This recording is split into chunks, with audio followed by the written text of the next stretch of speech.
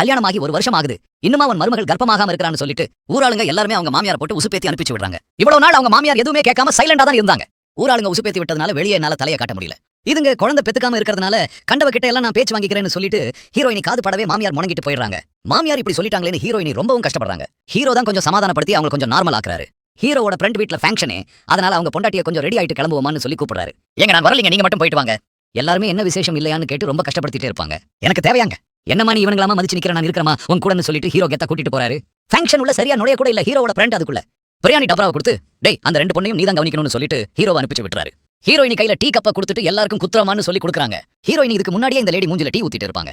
எனக்கெல்லாம் உன் டீ தேவையா கிடையாது, ஒழுங்கா எடுத்துட்டு போயிடு. அந்த பக்கமா உட்காந்து 10க்கு தீவா கீழே இவ கிட்டலாம் யாராவது டீ குத்தான்னு சொல்லி ரொம்பவும் கேவலமா பேசிட்டாங்க. ஹீரோயின் ரொம்ப மனசொஞ்சு போயிட்டு கிச்சன்ல நிக்கிறாங்க. அங்க ஒருத்தவங்களோட குழந்தைய ஹீரோயின் கிட்ட கொடுத்துட்டு நான் கொஞ்சம் ரெஸ்ட் வரைக்கும் போயிட்டு வரேன்னு சொல்லி அவங்க கிளம்புறாங்க. ஹீரோயினிக்கு அந்த குழந்தைய தூக்குனதுமே ரொம்ப ஆசை ஆயிடுச்சு, ரொம்ப சந்தோஷப்படுறாங்க. உடனே குழந்தையோட ஆயா அந்த இடத்துக்கு வந்ததும் ஒரு லேடி ஹீரோயினோட காது படவே அவ குழந்தையே இல்லாதவ அவகிட்ட போய் குழந்தைய கொடுப்ப, குழந்தைய கண்ணு போட்டுருவா, அவகிட்ட இருந்து வாங்கன்னு சொல்லிட்டு கிளம்பிறாங்க. ஹீரோயினிக்கு ரொம்ப மனசே ஒடிஞ்சு போய் தான் அவங்களோட வீட்டுக்கே போயிடுறாங்க. என்னமா என்கிட்ட கூட சொல்லலாம், வீட்டுக்கு தனியா வந்துட்டு இதுக்கப்புறம் நான் எங்கேயுமே வெளியே வர மாட்டேன், நான் வீட்டுக்குள்ளேயே தான் இருக்க போறேன்டா, எனக்கு ரொம்ப கஷ்டமா இருக்குதுடா, ஏம்மா இதுக்கெல்லாம் கவலைப்பட்டு நிக்கிறேன்னு சொல்லி அவனும் ஆதரவா பேசுறான். நீ வேணா ஒண்ணு பண்ற, என்ன கூட்டிட்டு போயிட்டு என் வீட்லயே விட்டுட்டு நீ வேற ஒரு கல்யாணம் கூட பண்ணிக்கிட்டான்னு சொல்லிட்டு ஹீரோயினி சொல்றாங்க. என்னடி லூசு மாதிரி பேசி நிக்கிறேன்னு சொல்லிட்டு ஹீரோவும் கொஞ்சம் டென்ஷன் ஆயிட்டு அங்க இருந்து வெளியே கிளம்பிறாரு. இதுக்கப்புறம் என்னெல்லாம் நடந்துச்சுன்றதை அடுத்த பாட்டுல சொல்றேன். தேங்க்யூ.